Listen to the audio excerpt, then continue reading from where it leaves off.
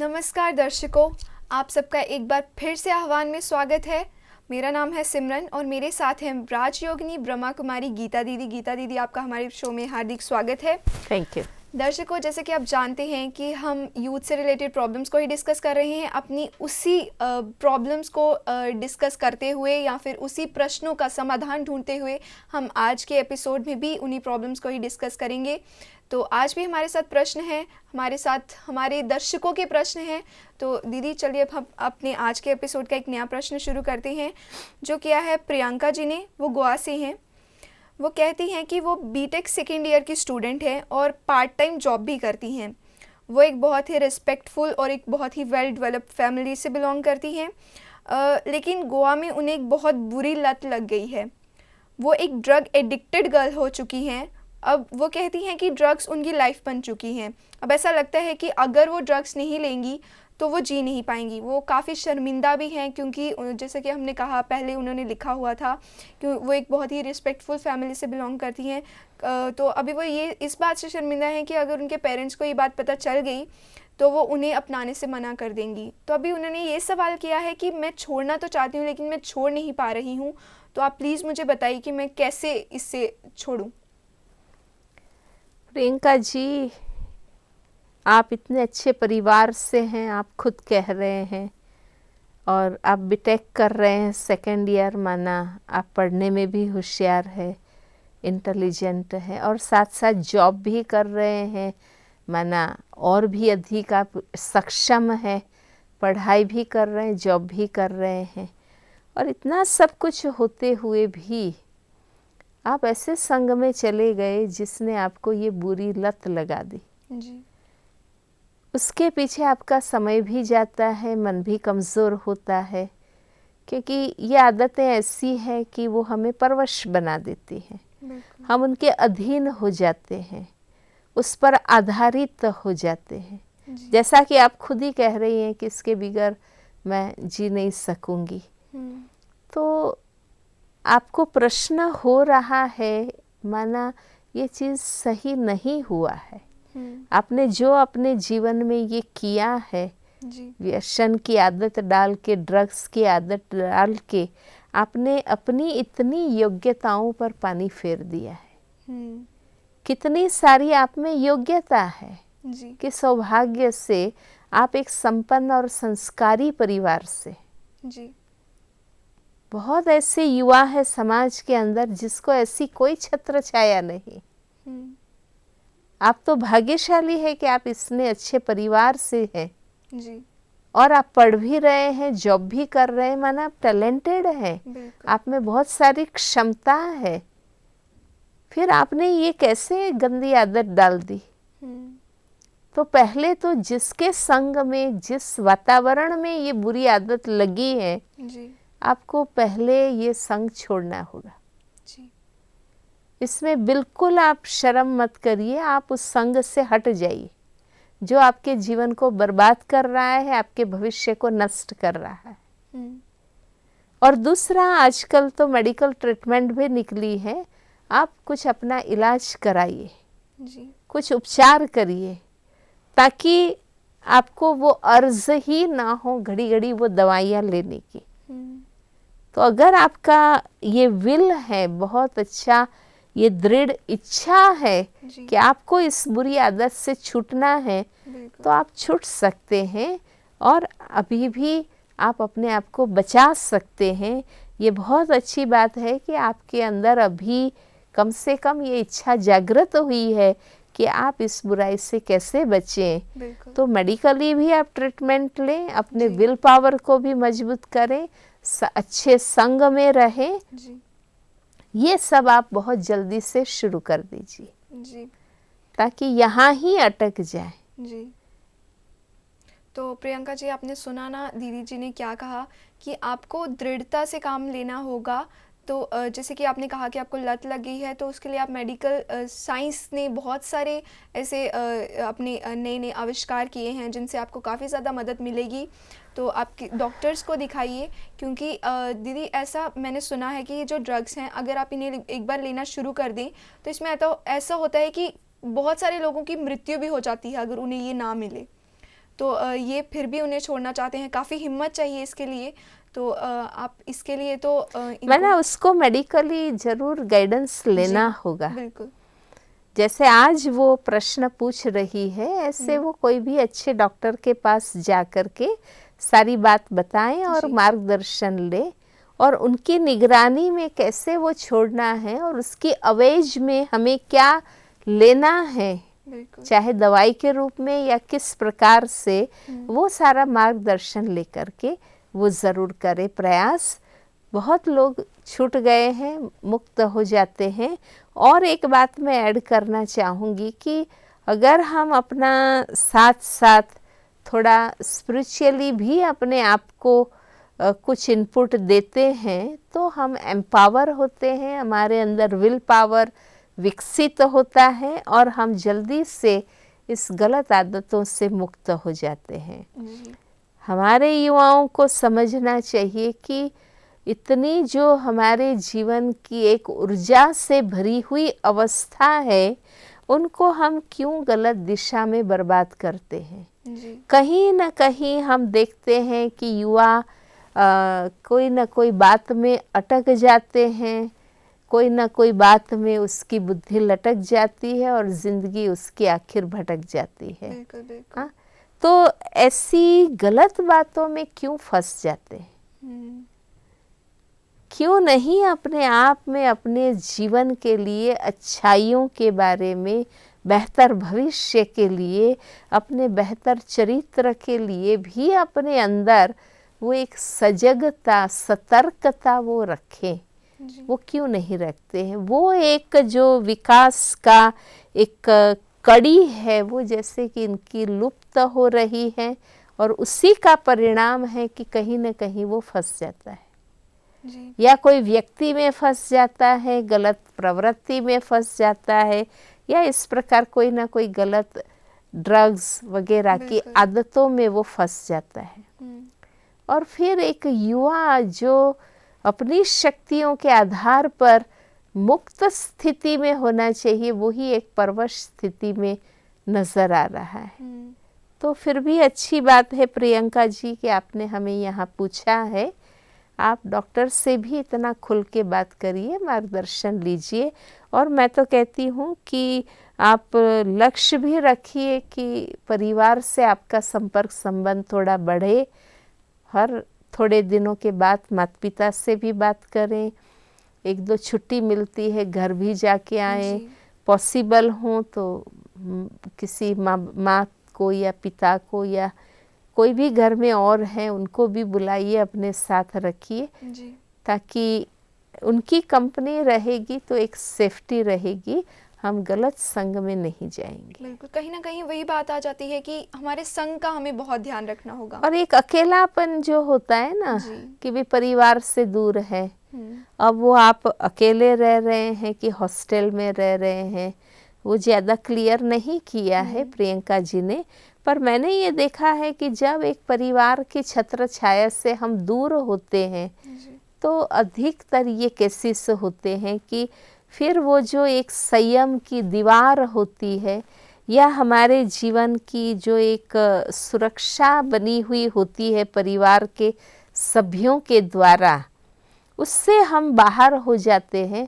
फिर हम किसी भी संग और बहकावे में आ जाते हैं और अपने जीवन को बिगाड़ देते हैं।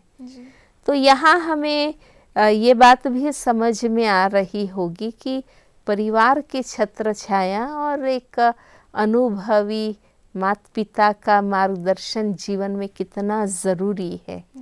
जिसको हम नकारते हैं एक्चुअली वो हमारे लिए बहुत उपयोगी है। प्रियंका जी खुद समझ सकती है कि माँ बाप परिवार से दूर होने के कारण ही ये हुआ है। तो गोवा में भी ऐसी कई अच्छी संस्थाएं होंगी, वहाँ वो अपना संपर्क संबंध बनाएं जहाँ युवाओं को अच्छी अच्छी बातें सिखाई जाती हैं। दीदी ऐसा जैसे आपने अभी कहा कि संघ का बहुत ध्यान रखना होगा, दी बहुत सारे हमारे पास ऐसे केसेस भी आए हैं कि जिसमें संघ का दोष नहीं, दोष सिर्फ उनकी अकेलेपन का है, क्योंकि वो अकेलापन है उनमें, तो वो उस अकेलेपन को दूर करने के लिए इन सब चीज़ों का सहारा लेते हैं। तो उसके लिए ज़रूरी है ना कि एक तो पढ़ाई अगर कर रहे, मैं समझती हूँ प्रियंका जी के लिए तो पढ़ाई भी है और जॉब भी है। बिल्कुल। तो और फिर उनको खुद का काम भी खुद के लिए करना है, चाहे हॉस्टल में रहते हैं तो भी कुछ उनको करना होता है, और अकेले कोई कमरा रख के रह रहे हैं तो भी करना होता है। तो उनको ऐसा ज़्यादा तो ये फ्री नहीं रहते होंगे कि ऐसे संग में और बातों में चले जाएं।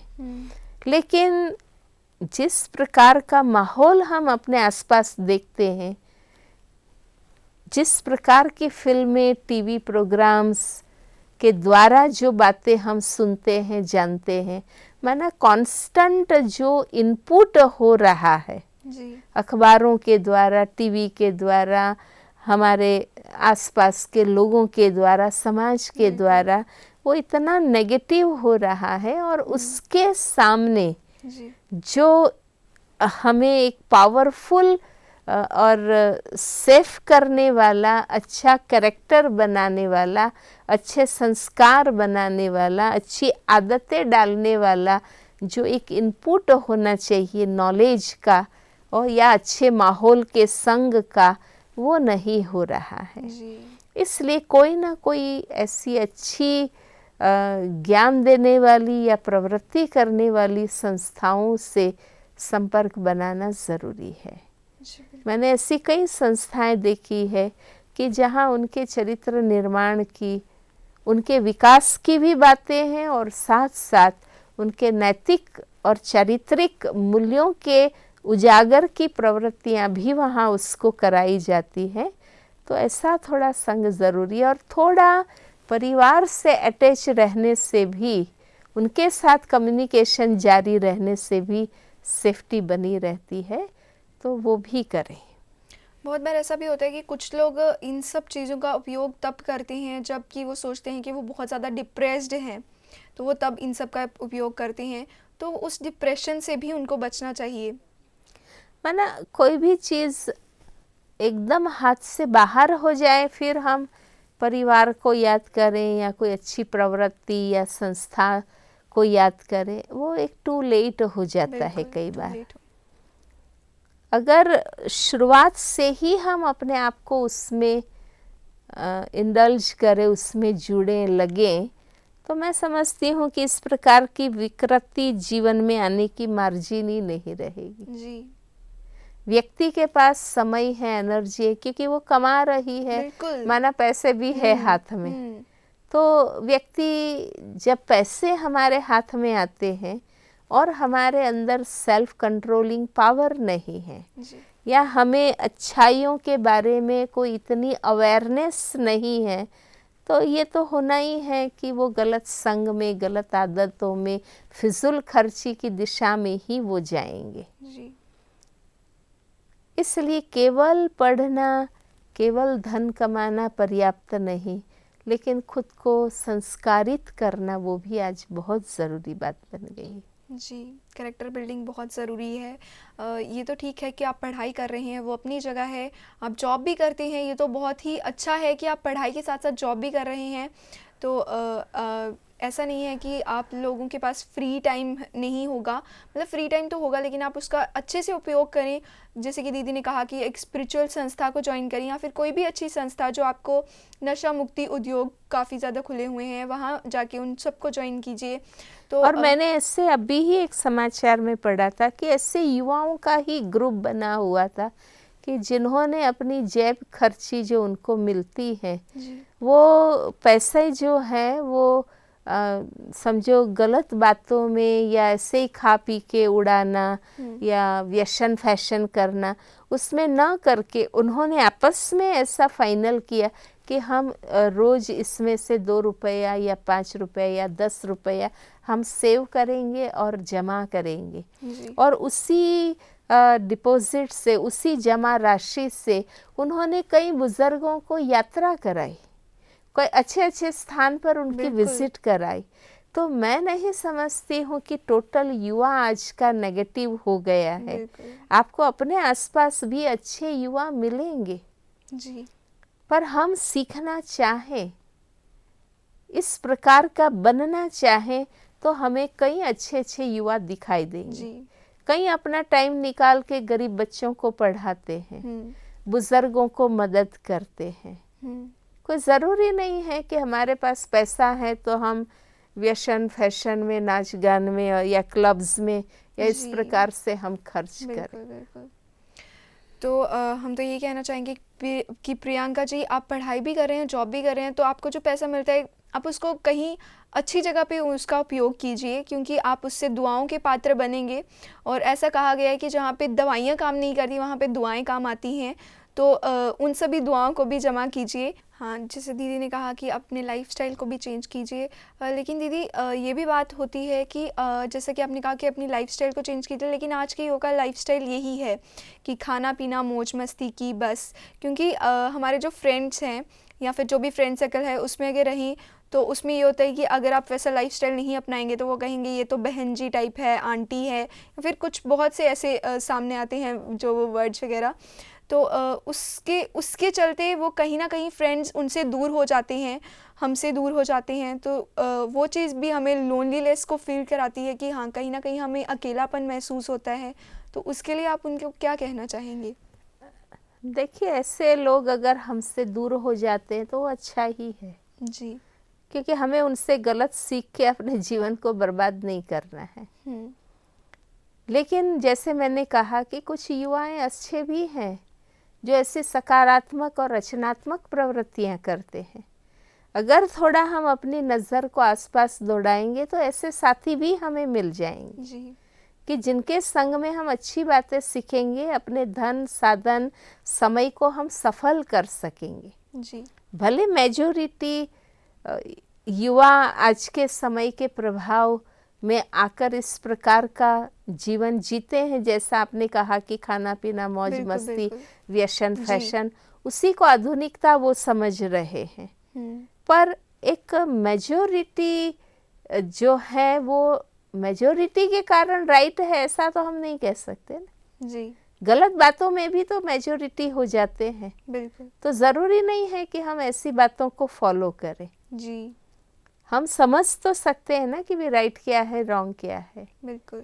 और देखो, जब कोई भी एक प्रवाह से, कोई एक धारा से जो चलती आ रही है उससे हटकर जब जीवन बनाना है तो शुरू में तो थोड़ा हम अकेले हो जाते हैं, जी। कोई साथ नहीं देता है। बिल्कुल। पर जब एक बार हिम्मत से हम चल पड़ते हैं तो 1 से 2, 2 से 4, 4 से 40 ऑटोमेटिक लोग जुड़ते जाते हैं और एक कारवां बनता जाता है। तो ऐसा नहीं है कि फिर हमें अच्छे काम के लिए या अच्छी लाइफस्टाइल हम अपनाते हैं तो कोई साथी नहीं मिलते हैं, ऐसा नहीं है। मैंने कई युवाओं को देखा है कि जो इस प्रकार की एम्पावरमेंट चाहते हैं कि हम अपने जीवन को वैल्यूज से जीना चाहते हैं, पर हमें कोई ऐसा साथी नहीं मिलता है। तो हम इनिशिएटिव लें। जब चारों ओर वैल्यूज खत्म हो रहे हैं तो हम ही इनिशिएटिव लें और थोड़ी हिम्मत से अगर हम चलेंगे, अपने आप आपको साथी मिलते जाएंगे। बिल्कुल। उसी वही पीरियड होता है जब हमें अपने आप में दृढ़ता रखनी होती है और हिम्मत से कदम बढ़ाने होते हैं। पर उसके कारण हम जीवन भर के लिए हम अपने जीवन को सेव कर लेते हैं और समाज के लिए, परिवार के लिए उपयोगी बन जाते हैं और एक नाम रोशन करने वाली एक प्रवृत्ति से हमारा जुड़ना हो जाता है। वो एक बहुत अच्छी गेन है, प्राप्ति है। जी। तो मैं यूथ और अपने साथियों को यही कहूँगी कि अगर आपको ऐसे फ्रेंड्स हैं भी, ऐसे फ्रेंड्स आपके हैं भी, तो अच्छा है वो आपसे दूर हो गए, या फिर आपको थोड़ी देर तक ही अकेलापन महसूस होगा अगर आप सोचते हैं कि हाँ अकेले हो गए हैं, लेकिन एक तरह से अच्छा ही है, आप उनसे तो अलग रहे, कम से कम आप गलत आदतों में आने से तो बचे। तो ऐसा नहीं है कि आप हमेशा अकेले ही रहेंगे। और दूसरा मैं ये कहना चाहूँगी कि हम अपने जीवन का लोगस ऑफ कंट्रोल जो है वो दूसरों के हाथ में क्यों दे देते हैं। जी। कि अगर हमारे फ्रेंड्स हम अगर ऐसी लाइफस्टाइल अपनाएंगे तो हमें बहन जी कहेंगे, आंटी कहेंगे। उनके कहने से क्या हो जाता है? हम जो हैं वो हैं। हमें अपना सेल्फ रिस्पेक्ट होना चाहिए जी। हम क्यों अपने के लोग ऐसा कहेंगे, माना इसके कारण हम अब अच्छी बातों को भी छोड़ दें? जी। मैंने तो इतने तक देखा है कि एक छोटी सी चीज़ कि हम अपनी रुचि से एक अच्छा नया ड्रेस लेके आते हैं और अगर फ्रेंड्स कह देते हैं कि अरे बिल्कुल तुमको अच्छा नहीं लगता है, ये क्या तुम लेके आई, तो हम इतना जो पैसा खर्च किया वो ड्रेस भी छोड़ देते हैं, नया का नया बेकार जाता है। बिल्कुल बिल्कुल। माना हमारा अपना कोई सेल्फ एस्टीम ही नहीं रहा। जी, अपनी ज़िंदगी के लगाम एक दूसरे के हाथ में हमने पकड़ा दी हुई है कि वो जैसे हमें चाहेंगे वो वैसा हमें चला पाएंगे, जो बिल्कुल गलत है। तो फिर उसका परिणाम तो वही होगा ना कि फिर पश्चाताप करो, दुखी हो, बिल्कुल। लोग जैसे मिसगाइड करें मिसगाइड होते रहो। आपको अपने बारे में खुद भी सोचना चाहिए, जैसा कि हम बार बार यही कह रहे हैं कि ये आपकी ज़िंदगी है, आपको भी इसके बारे में सोचना होगा। किसी और के फैसले को मत देखिए कि कोई आपके बारे में क्या सोचता है। आप खुद एक इंडिविजुअल हैं, अपने बारे में खुद सोचिए और जो आपका अच्छा चाहते हैं, जैसे कि आपके पेरेंट्स, वो आपके लिए कभी भी गलत नहीं सोचेंगे, तो उनकी बात को भी सुनिए। प्रियंका जी का ही सवाल हम लेते हैं। प्रियंका जी ने जैसे कि कहा कि उनके पेरेंट्स काफ़ी ज़्यादा रिस्पेक्टफुल फैमिली से बिलोंग करते हैं, उनकी काफ़ी ज़्यादा रिस्पेक्ट है वहाँ पे, तो उनको इस बात का डर है कि अगर वो उनको उन्होंने बता दिया तो वो उन्हें अपनाने से मना कर देंगे, क्योंकि कहीं ना कहीं उनके नेबर्स का प्रेशर है कि वो ज़रूर ये बोलेंगे कि हाँ तुम्हारी बेटी ड्रग्स लेती थी तो तुमने अब भी इसको अपना लिया। तो वो ज़रूर ये तो करते ही, प्रियंका जी को ये तो सवाल आया ही होगा कि अब वो कैसे अपने पेरेंट्स के पास वापस जाएंगे, उस माहौल में वो कैसे दोबारा जाएंगे वापस। देखो, जब कोई लत लग गई है, आदत पड़ गई है और खुद को फिर भी एक जागृति आ गई है कि मैं ऐसी शिकार बन गई हूँ कि उस ड्रग के बगैर रह नहीं पाती हूँ, तो ये बहुत ज़रूरी है कि उसको एक तो फिर से अपने आप को ठीक करने के लिए मेडिकल ट्रीटमेंट भी उसको लेनी होगी जी। अगर वो मेडिकल ट्रीटमेंट लेने जाती हैं और किसी को पता भी चलता है और उनको टॉन्ट भी कसते हैं कि देखो ये ऐसी कैसी हो गई हैं और इनको अभी ट्रीटमेंट लेना पड़ रहा है, तो हम ज़रा भी हिम्मत न हारे। जब ट्रीटमेंट कराते हैं तो हम सोचते हैं कि लोग क्या कहेंगे। जब आपने ड्रग्स लेना शुरू किया तब आपने नहीं सोचा कि लोग क्या कहेंगे? बिल्कुल। हमें तो तब भी सोचना चाहिए था। तो जब उस समय खराब आदत डालने में आपने नहीं सोचा कि लोग क्या कहेंगे, अब सुधरने के समय क्यों आप सोचते हैं कि लोग क्या कहेंगे? ये तो एक अच्छा कदम आप उठा रहे हैं ना अपने को फिर से ठीक करने का। बिल्कुल। और माँ बाप भी क्यों आपको नहीं स्वीकारेंगे? बेशक वो रिस्पेक्टेबल फैमिली है, पर आपके लिए भी तो प्यार है ना उसको। बिल्कुल। आप बिगड़ चुके हैं पर अब आप ठीक होना चाहते हैं, तो मैं नहीं समझती हूँ कि माँ बाप आपका तिरस्कार करें। वो ज़रूर आपको अपनाएंगे। हाँ, शिक्षा सावधानी के कोई 2-4 वचन आपको कहते हैं या कुछ ऐसा करते हैं तो वो आपको स्वीकार करना चाहिए, क्योंकि आपने ऐसी गलती की है। जब हमने भूल की है तो हमें उसकी सजा भी भुगतनी चाहिए और वो भी अपने प्यारे माँ बाप से हमें मिल रही है। तो फिर हम क्यों हिचकिचाते हैं फिर से अपने वास्तविक परिवार के पास जाने में? अगर आप अभी भी परिवार से नहीं जुड़ेंगे, आप और अधिक भटक जाएंगे और गलत प्रवृत्ति के शिकार हो जाएंगे। इसलिए ये नहीं सोचिए कि मेरा परिवार मुझे क्या कहेगा, लोग क्या बात करेंगे। समाज तो दोनों तरफ बात करेंगे। शिकार बन गए तभी भी बात करेंगे, अब आप आदत से निकलना चाहते हैं तो भी बात करेंगे।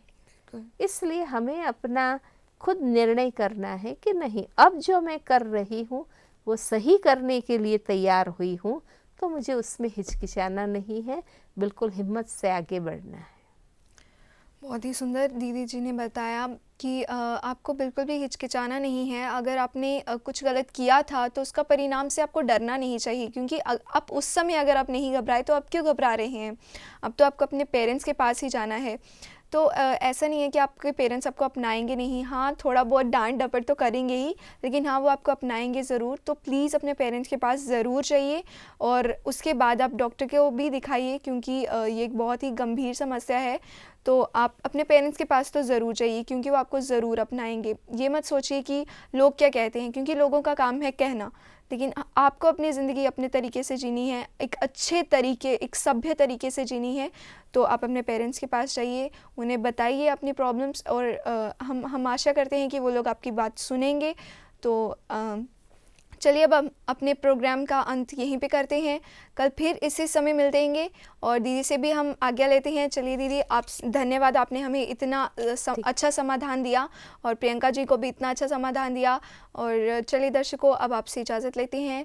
आपका बहुत बहुत शुक्रिया कि आपने हमारे इस प्रोग्राम को इतने ज़्यादा प्रश्न दिए हैं। वैसे तो हम इतने ज़्यादा प्रश्न दे ही नहीं पाते हैं, लेकिन फिर भी हम कोशिश करते हैं कि आपके हर एक प्रश्न का हम जवाब दें। तो चलिए अब हम आपसे भी इजाज़त लेते हैं। धन्यवाद।